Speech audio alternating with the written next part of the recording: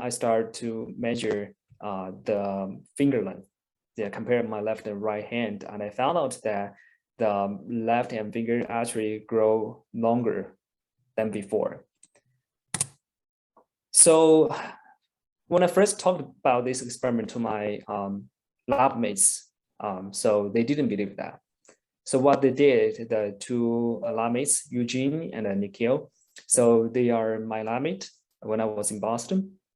So they helped to do other things to prove that this is true. This is not something just by your imagination. So Eugene helped me took a video of my finger growth experiment and proved that just you can actually record real-time growth of your fingers when I focus on my finger growing in my mind. And then Nikhil, on the other hand, he used a ruler to measure my palm and finger length. And he found out that my fingers actually did not grow longer. So, but instead, it's my palm length become longer, about 2 to 3 millimeters longer. So it seems that just my mind can affect the length of my palm and make my whole hand looks bigger or longer than my right hand. So this is an example of how your mind can affect your body. So in fact, there are many cases of the body-mind connection or interaction. And I have even seen the cases where the patients, when they were put under hypnosis, they can use their mind to remove their warts. So the kind of benign tumors in their body. So these examples together show that our mind can actually have the effect in our body. Our body can respond to our mind in a very magical way.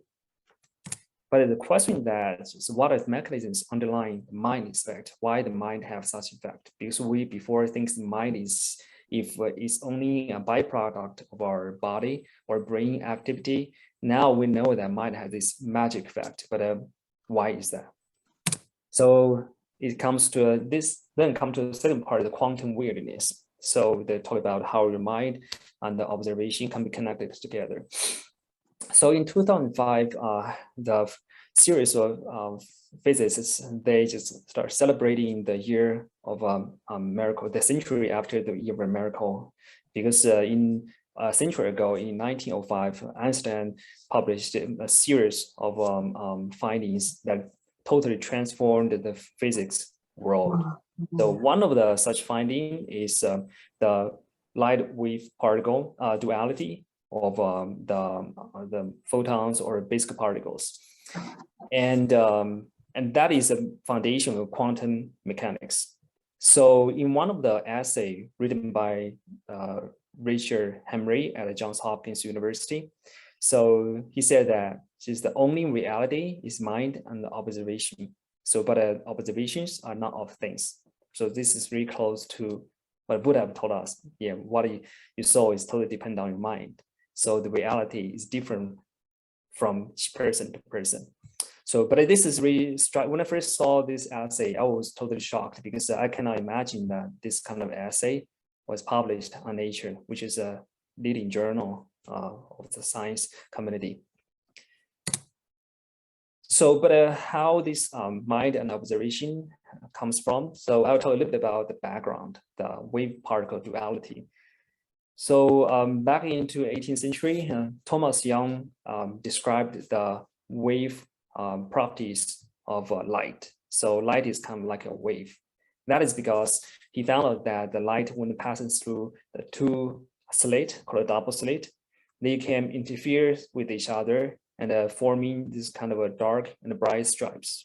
This is pretty much similar, like when you put the two balls in the pond and then making the waves in the pond, the waves gonna interfere with each other or just add up or cancel out each other, so forming this kind of a different stripes. So it's pretty much similar to the phenomenon Young observed for light interference. So based on this observation, Thomas Young said that light is a wave. So nobody questioned about the observation because this is so solid and has been proven by the following experiments. But later, Max Planck and Albert Einstein, they observed something different about light. So from the black body radiation study by Max and also by the photoelectric effect by Albert Einstein. They described that light can actually present the property of a particle. So they even deduced the equation for the photoelectric effects. So, and they can only explain this phenomenon by assuming that light present the properties of the particle. So they cannot be divided unlimitedly. They are not continuous, and they have the minimal unit called quanta. So this is described that light actually has property of particles. And this is also based on the following quantum mechanics. But then the scientists got so puzzled because how one thing can be both wave and a particle. So to solve this problem in 1927, so those top physicists, the scientists, they came together in Brussels and they have a science meeting and discussed about the observation phenomenon they have observed. And then they kind of resolved this phenomenon by describing the wave-particle duality in a so-called wave function. So the wave function was deduced by Schrödinger, so by the scientist. And you can see that in this picture, actually there are a lot of big names there, like Marie Curie, like Max Planck, Lorentz, Einstein, Niels Bohr, and Compton, Debris, and Pauli, and Heidenberg. So all of these guys just received Nobel Prize in Physics in following years for their individual contribution to the physics. So basically, those scientists agree that just because of the so weird wave particle duality, so they described that the phenomenon in this equation so that those scientists can actually calculate the particles features or properties by this equation. But the problem is that just even though you can mathematically calculate the particles behaviors by using wave functions, there's still some puzzles left unresolved. That is because people are still thinking about that. Does this function has really real world meanings? Because you know that when Newton described the physical law,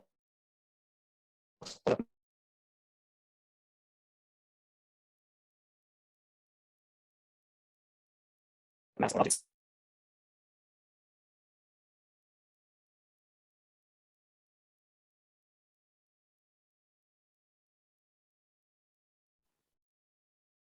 Yeah, I don't know.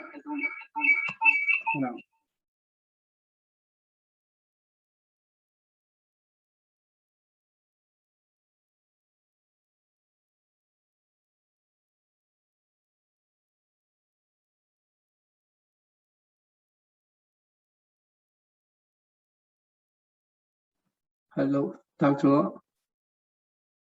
Hello. Okay, we've lost Dr. Luo.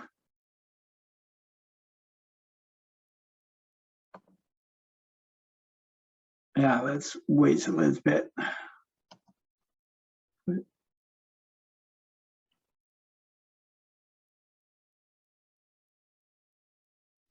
Yeah, I even don't know which slide I start getting lost.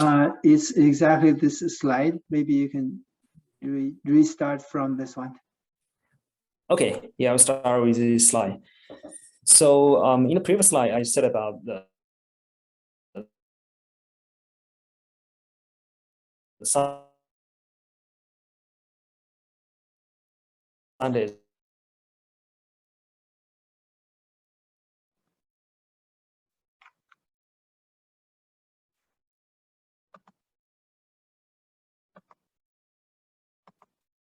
I'm still breaking up. How about everyone? Okay.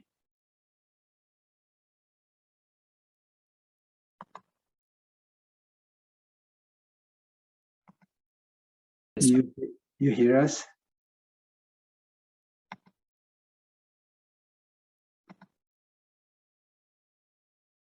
We lost him again.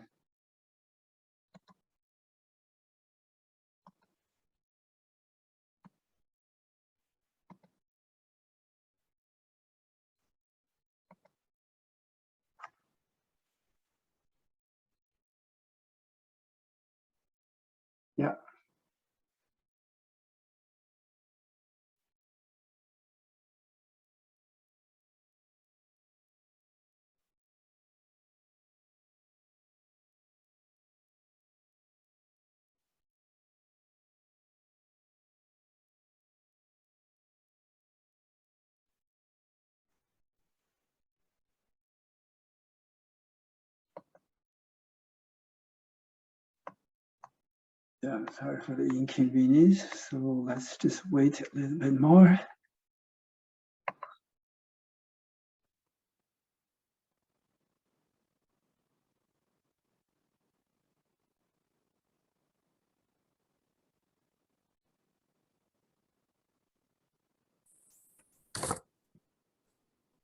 Hi, sorry guys. It seems that I got some problem about the internet. Yeah, we can still start from that same slide. I will need to If just you a second. turn off your video, it may help. Turn off the video might help, right? Yeah. I think I can do that. Just Okay. a second. Yeah, I'll turn off the video.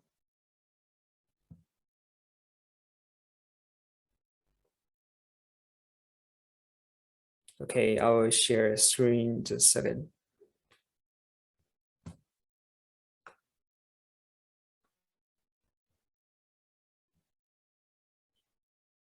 So we can see that, right?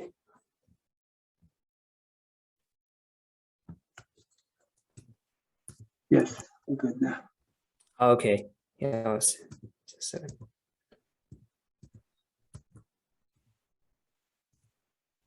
Okay, here we go. Let's continue. Yeah, so basically scientists agree that they can use wave function to calculate the basic behaviors of particles, but there's a still question that this wave function has really implication for the real world. So the theory one is that it is simply mathful. So just shut up and calculate. Do not even worry about what does wave function mean. So the theory number two means that actually the wave function means that it describes the nature of a real world. That means that our world, the basic particles that made up this world behave in a wave particle duality. So in the paper published in 2015 in Nature, it actually described as quantum weirdness. So it's called what is really real. So is there any reality or real objectivity? So in the following slide, I'm going to talk about this quantum weirdness. So the quantum weirdness described that how the electron can behave depending on whether you observe it or not. So here shows a schematic diagram of this experimental setup. So in the previous slide, I talked about the double slit experiment. You still remember that. So basically, this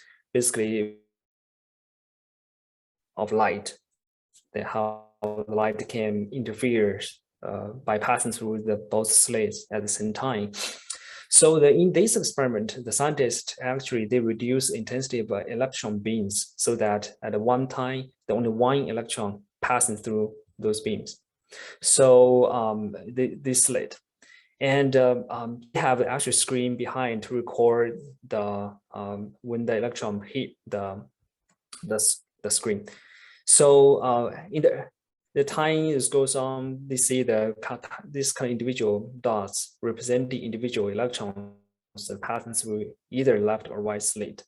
But when time goes on, when they accumulated more electrons, they found out there's something weird because this kind of a bright and a dark band start emerge. So this indicating that there's something happening and the electron can interfere, form interfering patterns.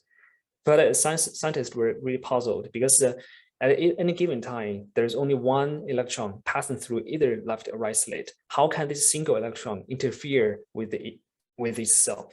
So because you to get interference, you need to get at least two electrons passing through both slits, so you can interfere with each other. But if there's only one, they didn't expect that. So they set up a camera at the slit to observe which slit this electron pass through, either the left or right. So they want to see how the electron behave at the double slit. But the even more weird thing happened. So when they set up the detector at the slit to observe which slit the electron passed through, so now the interference was gone. So there's no longer any interference. So the electron behaves as if it knows there's someone to observe it at the double slit, and it will just pass either left or right, forming these two stripes, but no longer the interference pattern itself impacts what is being observed. So this is called a quantum weirdness. So this led scientists to think about just what does this mean, because so far all of the experiments were done on the microscopic world. The photons, electrons, they're really tiny. But does this mean anything to our real world? Because in our real world, we never see this kind of thing happen. So this leads to some thought experiment by scientists, such as Schrodinger's cat. So in this thought experiment, Schrodinger thought about, okay, if there is a Geiger counter to detect radioactive decay, which is a kind of a 50, for example, there 50% of this radioactive particle decay by the end of a certain amount of time. So and this is kind of in the superposition wave function phenomenon. So it could happen or could not happen until you observe that. So and if it really decays and the Geiger counter detects events, it will trigger the hammer to break the container which contains silent poison, and this will kill the cat. Because this event won't happen until you observe that. So this leads to the paradox that the cat could be both live and dead, depending on whether you observed it or not. So before you observe, both possibilities are there. So once you observe, you can only see one result. So this leading to this kind of Schrodinger's cat is paradox. But this also reveals how this quantum weirdness could, in theory, impact the large scale objects in our real world. So following that thought experiment, people even came up with other kind of more interpretations of how this can happen. So in one possibility, people say, okay, there is a superposition, means that just before you observe that, the cat in the both states, both live and dead, so they're superposed. And once you observe that, you can only see one result, not the other. So, but in another interpretation called a parallel universe, so means that, so before you observe that, both possibilities are there, but when you start observe that, you only pick one possibility. So other possibility is still exists, still there, but because it's in a parallel universe, and the parallel universe does not interfere with each other, no interactions, so you can only see one result, not both.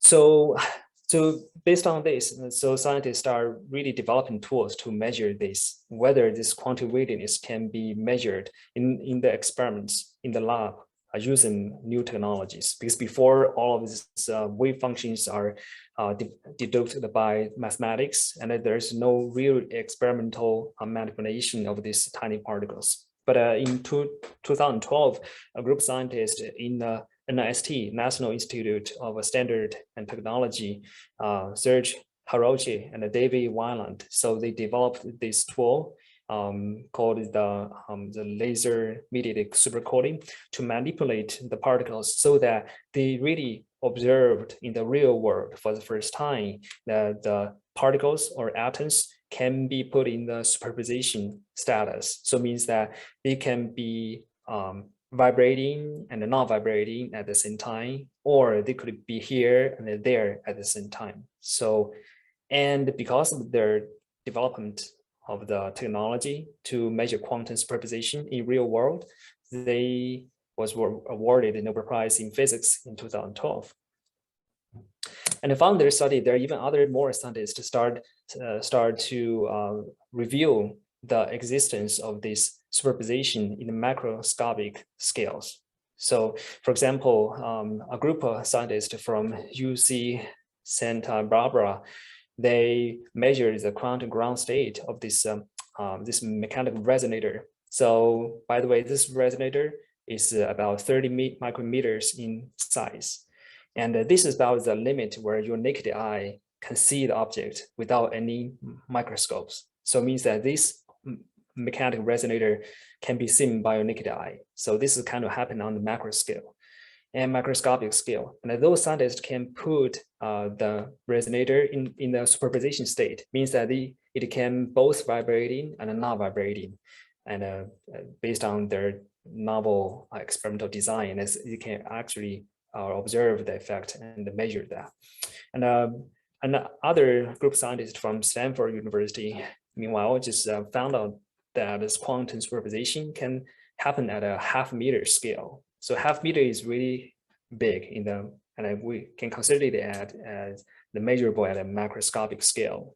So both experiments just confirmed that the quantum superposition can happen at macroscopic scale, both in time and space. So this means that the quantum superposition is not something just in theory or in our imagination, but the wave function actually describes something of true nature about our world.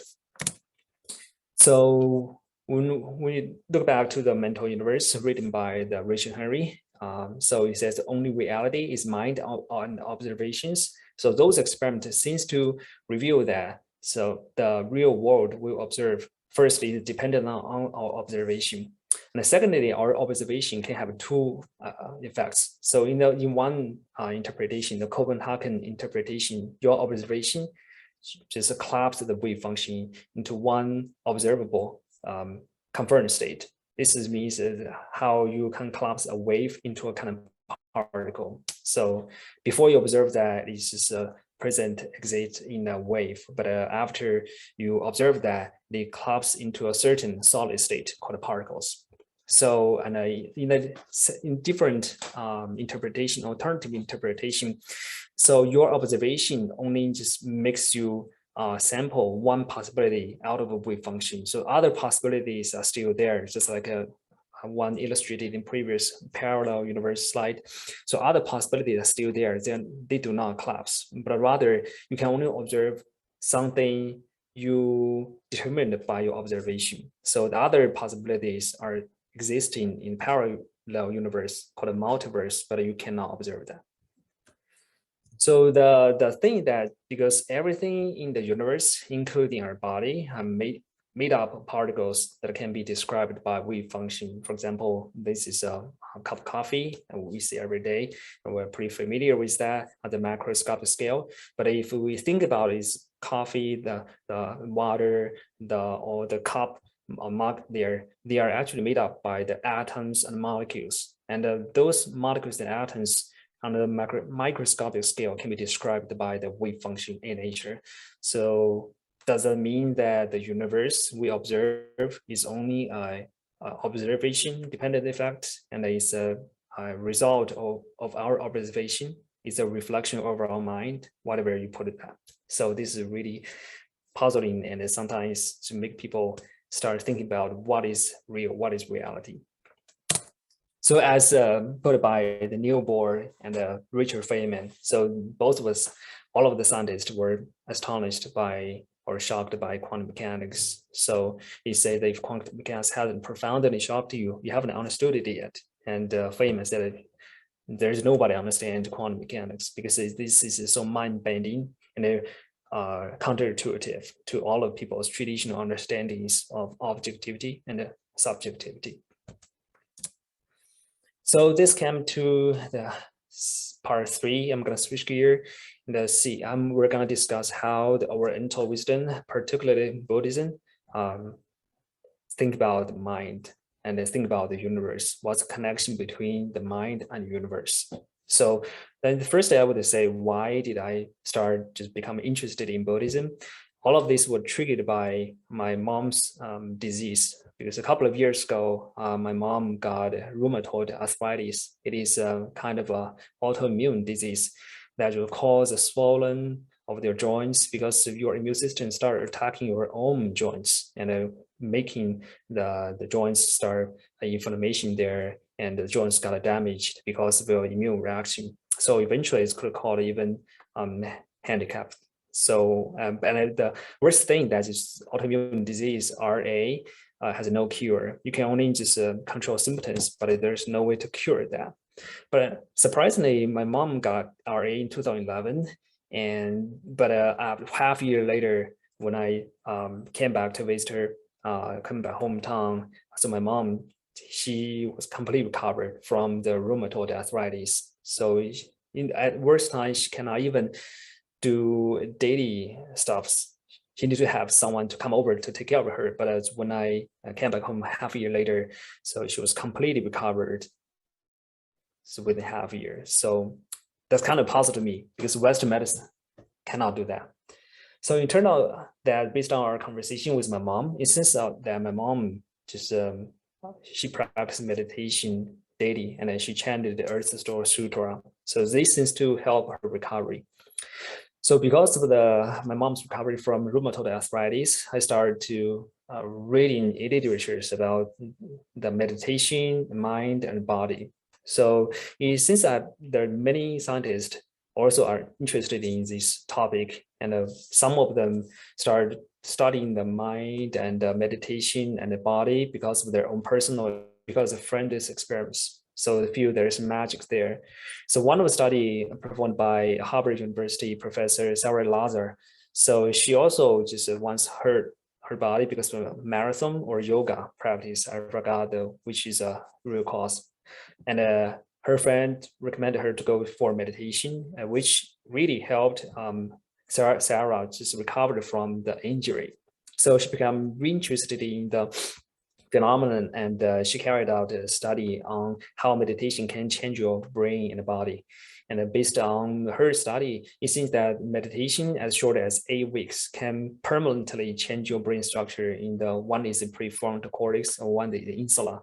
So the both part, the prefrontal cortex has something to do with your emotions, your characters, emotion response. So make you have less negative emotions first, and also insula has something to do with your endocrine system, so also control your immune system. So she hypothesized that the changes in this brain area can have a beneficial effect on your body, particularly by affecting your immune system and emotion control. So then I think that, okay, the meditation has such a magic effect. So what does Buddha teach about mind? Why meditation has such a magic effect? And is there anything to do with mind and body, and even the mind connection with mind and universe? So I turn to Buddha's teaching. So here shows a picture of our Buddha Shakyamuni and the Enlightenment Tower in Bodh Gaya, where supposedly Buddha achieved his enlightenment there, or secret places. So when I went through the Buddha's teaching, I found many interesting points that diverged by Buddha. So one of the interesting points that diverged by Buddha's teaching is that, just similar to quantum mechanics, Buddha says observer dependent. So what you observe is dependent on your mind. So here is the teaching in the Vimana Kirti Sutra. So never worry about the Chinese characters, because I tried to type in English, but I figured out that if I translate the Chinese into the English, there will be going to be too many contents. I would not be able to fit in. So I just kept the Chinese characters there. I didn't translate it, but I'm going to explain a little bit about what happened here. So in one of Buddha's teachings, Buddha just said that when you pure your mind, the land will become pure. So the Buddha's main disciple, Shariputra, so he immediately become suspicious about Buddha's teaching. So he said, okay, Buddha says if you purify your mind, the world will become pure, that's fine. But because the world we're in now is not perfect, it's far from being perfect. And actually, there are a lot of dirt, a lot of other things going on, not pure at all. So does this means that the Buddha's mind is not pure, or he has not achieved the pure status of his mind? So Buddha immediately knows what Shariputra was thinking. So he told Shariputra that, okay, if the blind people cannot see the sun or moon, is that the sun or moon's fault, or the fault of the blind people? So the Shariputra replied, sure, there's nothing wrong about the sun and moon, this the blind people's problem, because he cannot see, but the sun and moon is always there. So then Buddha said that, okay, this is something like what I have taught. So you cannot see the pure land because your mind is not pure yet, but you cannot see what I am seeing right now. So then Buddha used his magic power to let Shariputra to see. So this is how like just quantum mechanics in the previous slide introduced. So this world has many status. So based on your own mind, so you will see the objective world that is corresponding to your own mind, or in another word called karma. So maybe another example will illustrate this teaching a little bit better. So in the Buddha's teaching, this illustrated this following example. So for example, for seeing object, this is a cup of water. So the essential beings from different realm will see different things based on their own mind or own karma. The human beings from the human realm will see it is as a glass of water, but the beings from hell will see this as a melt iron water. So if you get touching this melted iron, you get to be burned, then it causes a lot of suffering and pain. But the beings from heaven, celestial beings, will see this as crystal, and the beings from hungry ghost realm will see it as pus and blood. So based on your mind and status, you'll see the same thing as different objects, So this all illustrate that this glass water is not real, because it may be real to human beings, but in other realms, this glass water will become other objects, and it is not real in other realms. So your mind actually can affect, or your karma can affect what you will see, observe in this world. So, and then in the second teaching, the Buddha also said that not only the mind will determine what we can see or experience, and our mind is the root of the subject-object duality. So we know that when we live in this world, we have subjective experience and objective experience, objective world. And we can feel this kind of position just right now. I'm sitting in front of my laptop, and I can feel that I can see my laptop, and there's laptop existing there outside of my body. So this is what we see and observe. But so initially, I don't quite understand the Buddha's teaching, why the subject and object duality can be caused by our mind, can be all comes from our mind. But later, based on my own personal experience of lucid dreaming, I started to appreciate this teaching a little bit more. So that is lucid dreaming. I happened a couple of times to me, and it is just kind of randomly. And in one of the lucid dreaming, I was dreaming that I was doing house cleaning. I was just sweeping the floor, and suddenly I realized I was dreaming. So I started to test that, just whether in the dream I can just have senses of vision and touch as real as that in the real world as when I wake up. So I started to observe things, see the floor, see the light bulb, and the interesting thing that they are as real as in the real world, as if when I was wake up.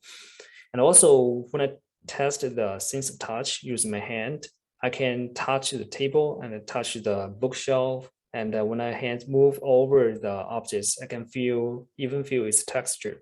So the sense is the same as if I was awake. I was really touching a real thing.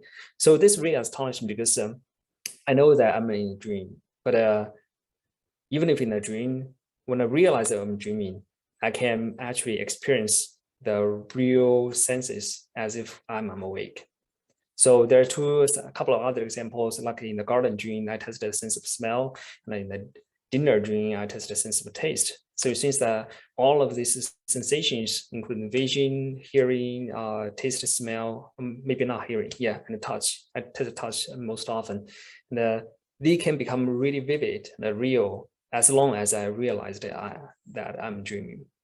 So this lucid dreaming experience will give me a first-hand experience, and made me to better appreciate the Buddha's teaching on the mind. So the Buddha's teaching said the subject-object duality always comes from the mind, and it is an illusion. So when I think about my dreams, so my experience in dreams could be so real. And when I wake up, I started thinking about that, okay, in the real world, I can feel and sense all of the objects using my vision and my touch and other sensory modalities. But how can I know that these are not illusions? Because it's like in a dream, it can all come from the mind's activity. My mind can create the subject experience and also create its objective world in the dream. So this kind of let me know that because in the dream, the subject-object duality can come from my mind. So this in the same way, so the current world we're living in, the samsara, can be caused by the delusions coming from our mind activity. So, and because our mind has no shape, color, weight, or size, or any kind of measurable characteristics, it also illustrated how it can have the very nature of emptiness. So it means that although you cannot measure mind by this kind of characteristics, but it has a potential or ability to generate all of the properties, like different shape of objects, colors, things like that. So this is second teaching, that is how the subject-object duality can be caused by the mind's activity, and it is actually an illusion. So when we talk about this, some people, some friends, when I talked to my friends before, my friends did have some questions. For example, if you talk about mind is creating the object world. So when I am thinking about it, I want to become rich, I want more money, or I want more this or that, why it doesn't come true? That is because when we talk about mind, the mind are at different levels. So the mind when we talk about, we only just think about the conscious mind, where it only accounts for 10% of our mind activity based on Freud's model of a human mind. So we can respond to the experience and using our consciousness, conscious reaction response to that. But there are more delicate layer representation of our mind, that is subconsciousness or unconsciousness in Freud's model, or just the Manias Virginia or Alaya Virginiana, just in the Buddhist teaching. So based on Buddhist teaching, the subconsciousness or Manas Vajnana is a root of the sense of self. So that's why in the dream, even in the dream, you also have a sense of self. If we practice more, and we can break through the limits put by the self, this is kind of also illusion, we can become free of life and death. So this is based on Buddha's teaching. So in the third teaching, the Buddha said about that every sentient being can achieve Buddhahood. That is because all of us have Buddha nature. So this teaching comes from two very important sutra. One is Sulangala Sutra, and another one is the Lotus Sutra. So the two sutras basically talk about a very important conception that first, all of us, regardless if you are human beings or insects or hungry ghost, all of us have sentient beings has Buddha nature. And even if our body age and die, the Buddha nature never age and die. If enlightenment and nirvana. So this is two important concepts of the teachings by those two sutras. Buddha nature never changes, and every one of us has Buddha nature. So, but when we talk about Buddha nature, it is a little bit hard to appreciate what is that, because we know that our body will age and die. But if we need to find out something going to age and die within us, we usually cannot find that, because there's no way for us to think about of the existence of Buddha nature. So in the following slides, that might help us to understand a little bit more about Buddha nature. So fortunately, I'm studying neurobiology, and I think there's some examples of the sensation can help us understand more about Buddha nature. So in this example, this shows how our human vision is generated based on neurobiology. So as we can see, when we have a vision, that's triggered by the light. The light is reflected from the outside objects. The light is gonna come into our eye. Our eye is just kind of camera, and it will focus the light onto our retina. Our retina has all the neuronal ganglion cells there, which can transform the light signal, photon signal, into electricity, neuronal activity. So this electrical pulse can travel through the retinal nerve all the way from the thalamus to the visual cortex in the occipital lobe, in the behind of our skull, in the brain cortex. So when the electric signals reach the visual cortex, it will generate vision for us. So we have subjective experience for vision. So no matter there's light or not, your vision can always detect the darkness versus light, there. So it is always functioning, no matter you see light or not. So it is always there. It is not changing. So in another similar example, is like the auditory stimulation, the sensation of hearing. So when there is a light, when there is an audio sound coming into your ear, they will trigger the mechanical vibration of your hearing stones, and then, which will activate your hearing auditory nerves. Auditory nerves will send this electric activity all the way towards your brain, the auditory cortex, and help generating the sensation of hearing. So the key is that whether you are hearing something or not, whether there is a sound or not, your ability to sense the sound signal is already there. So regardless if there is a voice or no voice, your ear is always functioning, just like a radar. Radar just keep detecting the objects there, regardless whether there's objects in this field or not. So the ability to hear, the ability to see, these abilities does not change over time. So that is the basis for our Buddha nature. Because we say that our body ages, dies, but if your ability to see, your ability to hear does not age or die, they'll become your basis of Buddha nature, because this thing does not age or die. So some people might question that, okay, when you get old, you may have impaired vision, impaired hearing. So how do you explain that? I would say that is a good question. But if you think about it carefully, if you do the regenerative medicine, we're always talking about the regenerative medicine these days. If you replace your aging neurons, your aging kind of a hardware brain cells with new functional brain cells, and then your hearing is back, which has been proved by many animal studies. Because those people in the aged mice, they have impaired vision, but if you put the newborn neurons back into mice, the mice can now see or hear again. So this is like hardware and a software. So even though your hardware, your brain can age or die, but your ability, like your software, to detect the vision, detect the sound does not change over time. So this is kind of like the Buddha nature you have, because it doesn't change.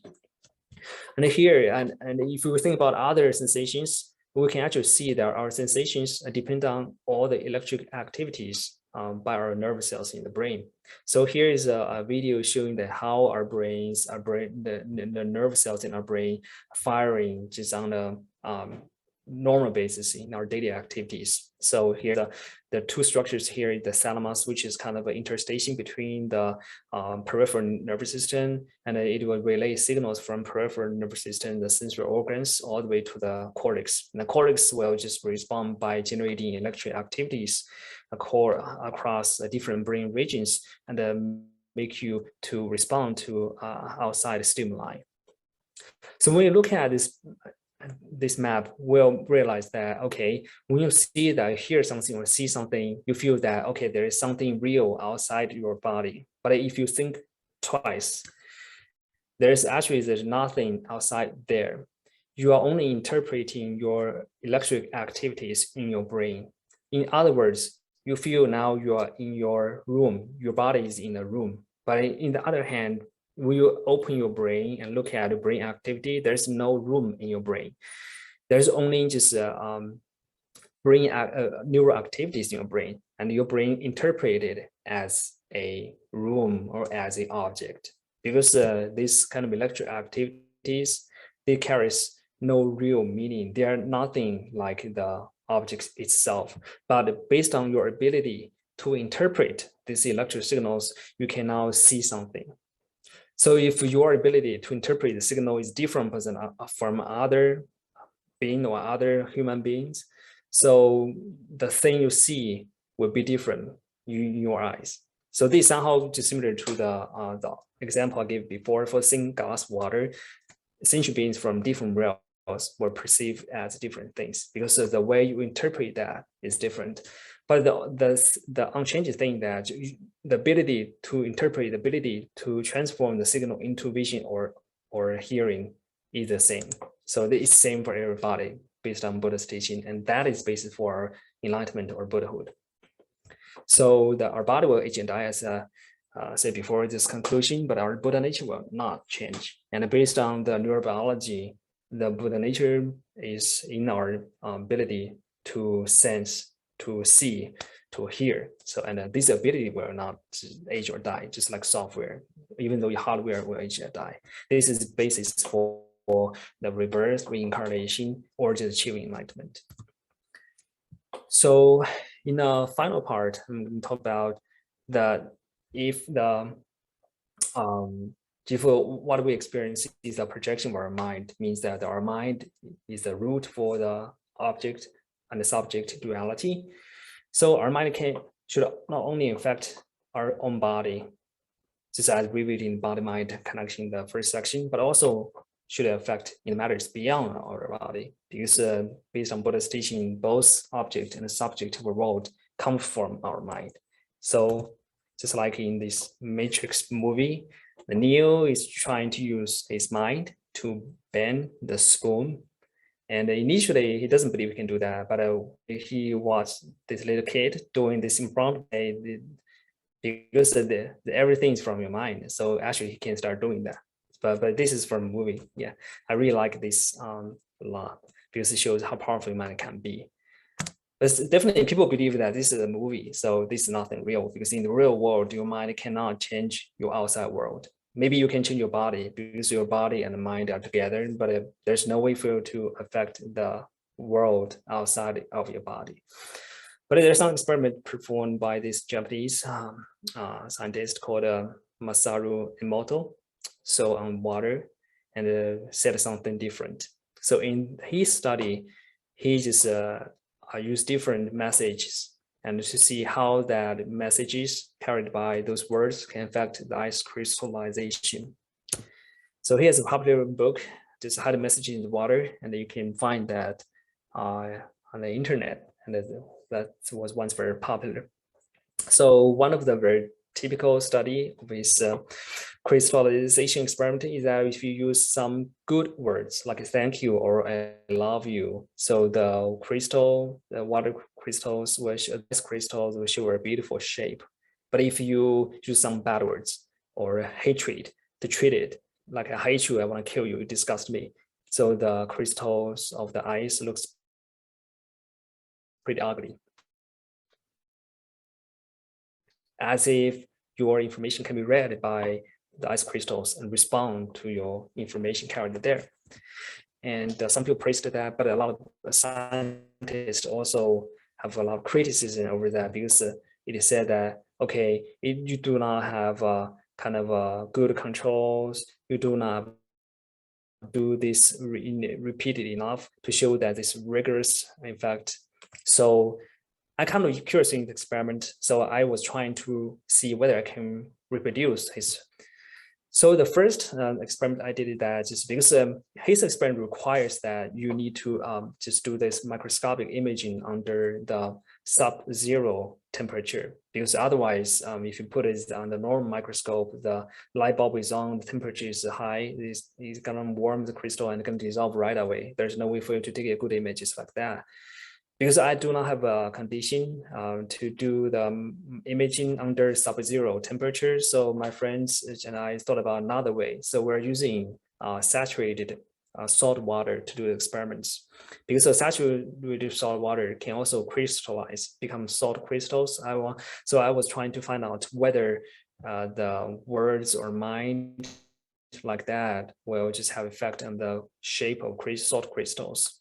So I used the sodium chloride, the salt, saturated salt solutions, and I put the salt solution in the tube. And basically on the tube, I mark different good words or bad words. I start with some complimentary words or hatred words first. It doesn't work, it seems to me, yeah, because I tried a different combination and I didn't see any effect.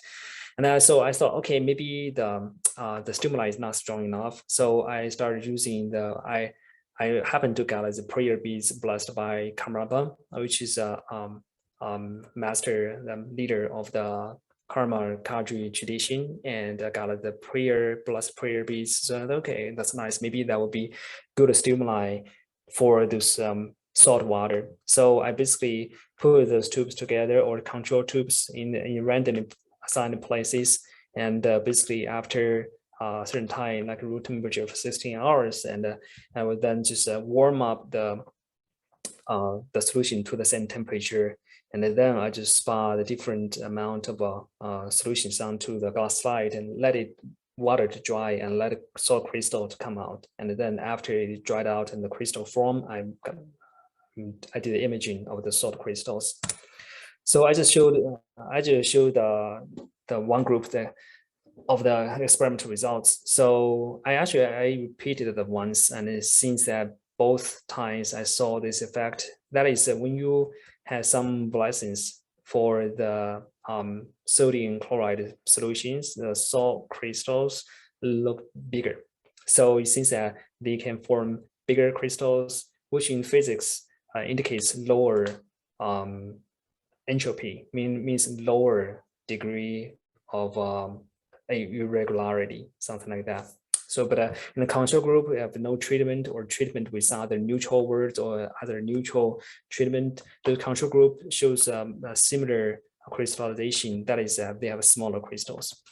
So certainly when I showed my friends of this result, they got both excited and some kind of suspicious to say, okay, this could be only one of the results, and you may not be able to repeat that, and the effect might not be real. So to repeat that, so after I moved from Boston to San Francisco, so I think, okay, this might be a good time to do that using a different source of water and sodium chloride solution. So I first tried to repeat the experiment I did in Boston, but I didn't replicate the results. So I did it once or twice. I didn't see similar effects. So I started thinking that because in the Immortals experiment, they use natural water from the water source that is far away from city regions, because they say that only the water that not affected by human activity is able to show the results. They try to use the tap water from the city, and that didn't work. So I think maybe, okay, either the blessing power is not strong enough, or the water source is not pure enough.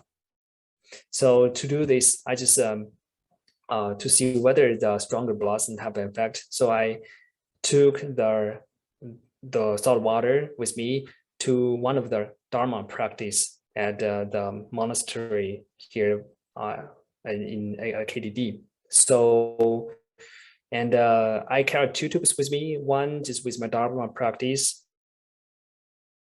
The other tube I also brought with me at KDD, but I didn't bring it in the Dharma practice room. So I put it outside in my school backpack. So, and then I just did the same thing to spot on the glass side and to let it crystallize. And it seems that just the one just was in the Dharma practice room, have bigger crystals, but not the other control tubes. Even if the same tube is also at a KDD, but not in the Dharma practice room. So this is how let me think that there might still be something happening to those crystals, means that your blessings, your mind can still have some activity, some effects on the soul crystals. So this is one experiment I've already also been wanting to repeat, and if I have time, I would definitely like to repeat that. But I haven't shown here that just there are other similar experiments to verify Immortals water experiments, like you use different messages to either complement or just attack plants, or by fruits, or by other organic matters. And people got similar results as Immortals observation. So I found many of these kind of videos on YouTube and on Google. And if you guys are interested in that, you can just take a look at that. But definitely for me, if I have any chance, I'm gonna repeat the experiment, or even use this message to see whether it can change culture cells gene expression. That would be more delicate. Yeah, because I think there'll be more sensitive assay to see the effects of this blessing power. So the conclusion is that just after went through all of the mind and body connection and the quantum weirdness, how the effects is observed dependent, and then Buddha's teaching on the mind, the mind is the illusion of the object-subject duality. So it seems that regardless of its mechanism, the mind and the material world are connected in a delicate way. And also, even if the scientists don't know how exactly it works, so the effect of mind on our body and even the material world is not negligible. So there are many studies have shown that the mind can have effects on our body and they have effects on the material world. And there is connection in that. And eventually, if the mind creates the illusion and creates a subject-object duality illusion, of course, mind will have effects on everything we experience. So to have a positive attitude to everyone, everything we experience will make our life better and more meaningful. So if the mind is the root of every phenomenon we experience. So let me have a Max Planck's statement to finish my presentation. So all matter originates and exists only by virtue of a force. We must assume behind this force the existence of a conscious and intelligent mind. This mind is the matrix of all matter. And just like Richard Henry states that the only reality is mind and observation. So I hope you guys join the presentation. And if you have any questions, I'll be happy to answer that. Thank you all. Oh, thank you so much, Dr. Luo, for the wonderful lecture again. Yeah. Yeah, this, as maybe everyone know, for that who's new, this is actually a every Sunday weekly class of Buddhism study. In the class, some of students still had some not quite confirmed that previous existence of previous life and next lives. That's why we're actually taking a break also. We invited Dr. Luo for 2 sessions on this more science and Buddhism related topics. So the first one was death, regarding death. This one's more the mind. Just a little bit of background of this. There were a little bit of technical issues today, so we may extend for maybe 5 minutes if needed. Anyone has questions, feel free to unmute. I have a question. Go ahead. Yeah, so about the Buddha nature, and then about the rebirth and enlightenment. So what is Buddha nature? So Dr. Luo talk about like maybe ability to detect sound versus silence, right? Never moves or changes. So Dr. Luo talk about when our body age and dies, but the Buddha nature, so like this ability to detect sound or silence, so we will still be there. So, oh yeah, that's yeah.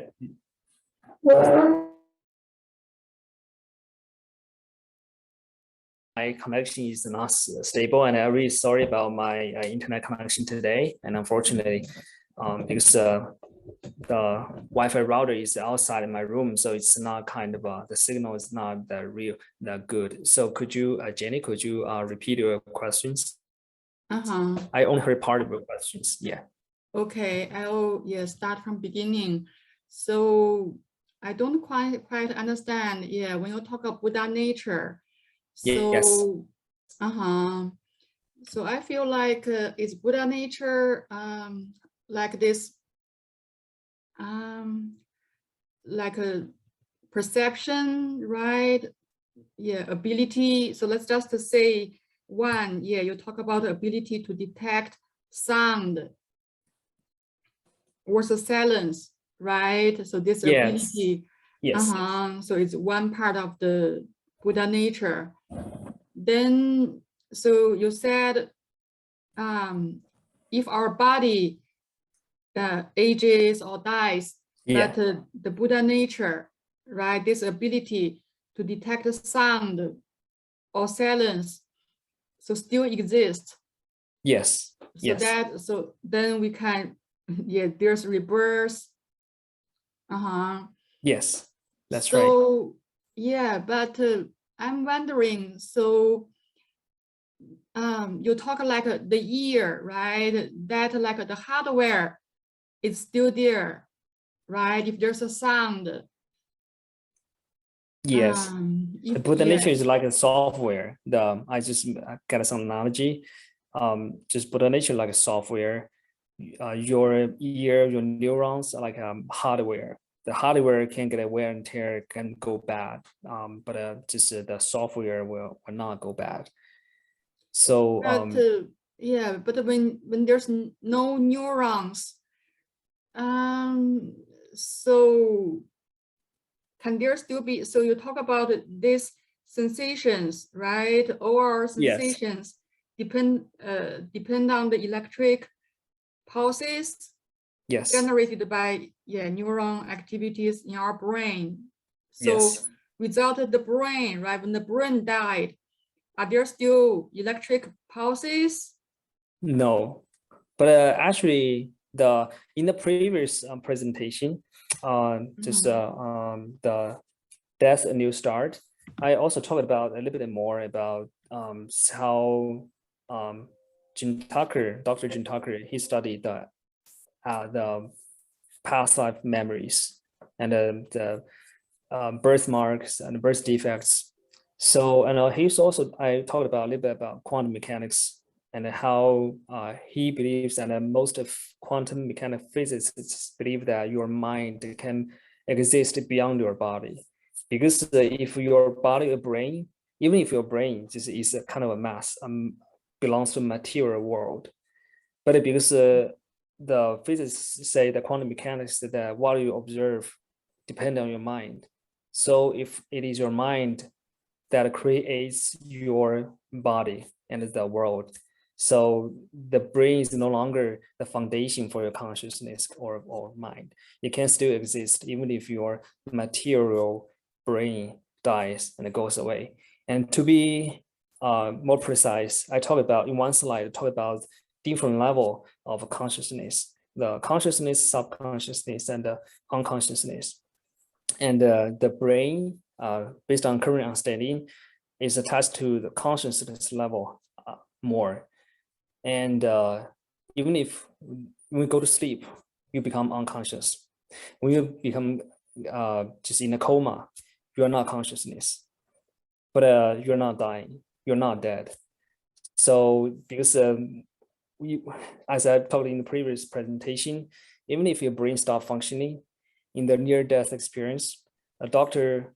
Sanya Parnia, he talked about how patients can have this out-of-body experience and describe what happened to them when they are clinically dead. So it means that your brain is no longer a basis for your consciousness or mind to function. So that's what I've already discussed in the previous presentation. And because so many people believe that the brain is a basis for consciousness, if your brain dies, everything will be gone. But there is so many experimental study and evidence suggests that that is not the case. And in the Buddha's teaching, it says that just the brain is one thing, and your ability to sense, or just in neurobiology, your ability to translate the electrical signals into something of color, something of just a sound or other signals, those kind of ability does not change. And because this ability have no color, no size, no shape, so actually you cannot describe it as a material stuff. So I don't know whether you get the point or not, but at least if you look back into previous presentation, the near-death experiment study and then many other evidence suggest that your sensation can still continues, or your subjective experience can continue, even if you're clinically in a deep coma, like the example of Dr. Evan Alexander from Harvard University, or just from Dr. Sam Parnia's near-death study. So yeah, so it means that just your brain it's not the basis of your consciousness. Your brain still have some connection with your consciousness because your attachment to this body. So if you stimulate your brain, you still experience something in your subjective world. But when your brain dies, your most superficial layer of consciousness is gone, but the deeper layer of consciousness is still there. It's not gone.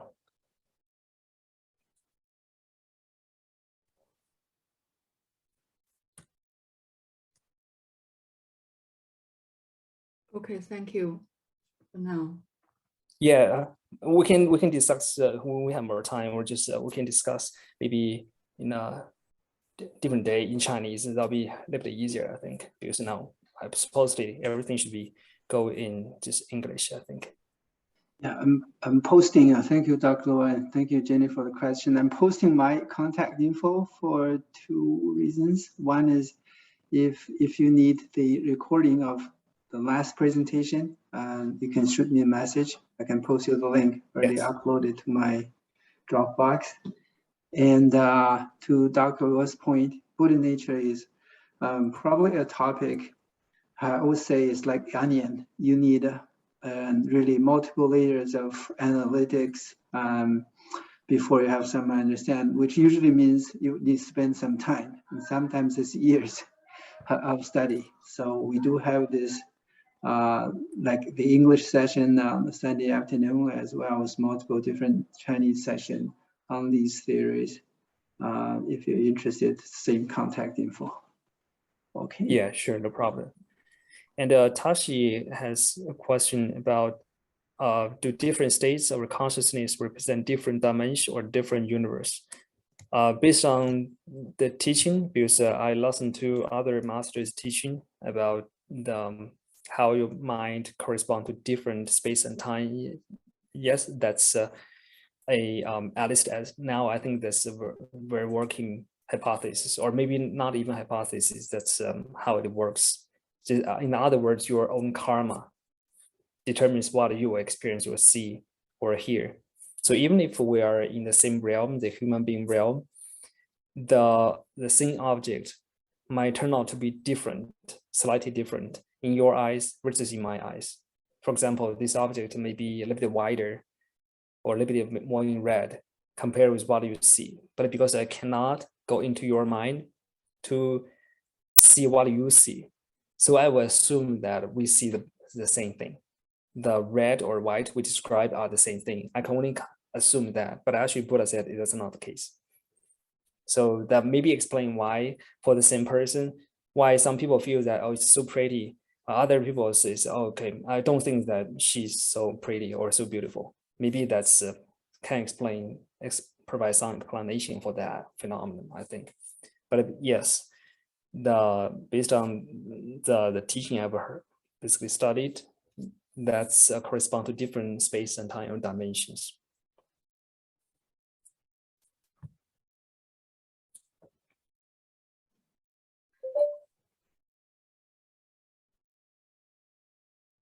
I have a question or comment. It's a fabulous talk. I enjoyed it. So about the crystal size, that salt crystal size, it's amazing. So because when you have the blessing power, I think it's a power thing, it's the energy level. Because crystal growth needs some sort of energy to bring together, right? Yes. And that reminds me of like whenever the energy level proposed by David Hawking, it's he says the enlightenment has the highest energy level, and then the normal like peace like have like a intermediate level, and then the hatred, all those negative energy have the lowest energy levels as such psychologically. I wonder that if there's any relationship with those kind of things. It must be. Yeah, my guess is that it has connection with your mental status. Is if you are, for example, if you are really good, you have a lot of positive emotions. It means you can really just meditated really well and have very little negative emotions, or have very good control of negative emotions, that in my mind will correspond to higher energy level. And some people describe, there are other people, they're not Buddhists, but they describe this kind of like a vibration in frequency. They say that just these spiritual leaders, regardless it's Jesus or just from other, even if they're non-religious people, but they do a lot of good things, they have a whole kind heart. So they say they have a higher vibration frequency, so, or a higher frequency correspond to higher energy level or something like that. So that's kind of a one hypothesis about how your mind can correspond to the different energy levels and your ability to impact other people. But when we talk about this mind effect, there's an interesting study from Professor Ellen Langer's lab too. So because she also studied how your environment can affect your mindfulness, because she studies mindfulness. And she found out that if she first measured people mindfulness by different kind of you answer the series of questions, and then she will assign your scale. If you're very mindful, that you may be on scale 9 or 10, but if you're mindfulness, you will be on lower scale. She found out that if the highly mindful people have been stayed in the room, and then she has a mindfulness people to come in the same spot and then stay there for a while, and then that kind of can actually help increase the mindfulness of the mindfulness people. So this is kind of like an example of how the environment can affect people, and that because the environment might have some residual energy field from the mindful people, so that could interpret how the mindful people can impact other people by either himself or by the environment. So excellent, because I do believe when we talk about bodhicitta, if somebody really generate bodhicitta, even if you just sit in your own room, you can benefit people. I do believe that. Yeah, that's right. Because based on all Buddha's teaching, the mind is everywhere. So right. It should have an effect of everything. Yeah, everything observable is from the mind. So in theory, everything observable can be affected by the mind. Yeah, can be impacted by the mind. Yeah. Yeah, I saw you share. I saw the article shared. Thanks, the second one, not the first one. Yeah. Yeah, I would take a look at that. Thank you so much for sharing. There's one more Tashi's question in the chat box. Okay, I will take a look at that. So Tai said, if the answer is yes, and how many universes may there? Just curious. Okay, the physicists, the string theory described about 10 or 11 dimensions. You can go to YouTube and just search for how the 10 dimension or 11 dimensions come from. But string theory predicts that. So I think that's very interesting, because that kind of correspond to the 10 realms in Buddha's teaching. From the 6 realms of samsara, you need to reincarnate over and over again, and the 4 realms that just go beyond the reincarnation. So the 10 dimensions seems to maybe by chance to correspond to that, but also based on some Buddhist masters teaching, the real universe is there's no limit to that. There's just the possibility is unlimited, because every sentient beings have a different state of mind, and the number of sentient beings are limited in this. So there's no limit for the possibility of a universe they experience. So basically, in reality, how many of the universe might be there, the number might be just unlimited. Yeah. So that's my answer. Okay, great. So 5:35 here, Pacific time. Well, thank you again, Dr. Luo, for spending time putting a lecture together. It was wonderful. And thanks everyone for attending and hope you like it. Great. Let's conclude Yeah, thank you so much. Okay, so everyone enjoy rest of your weekend. Thank you very much. Thanks, Oliver, and thank you all for attending the session, and have a great evening. We have completed today's session. Thank you. We'll see you next time.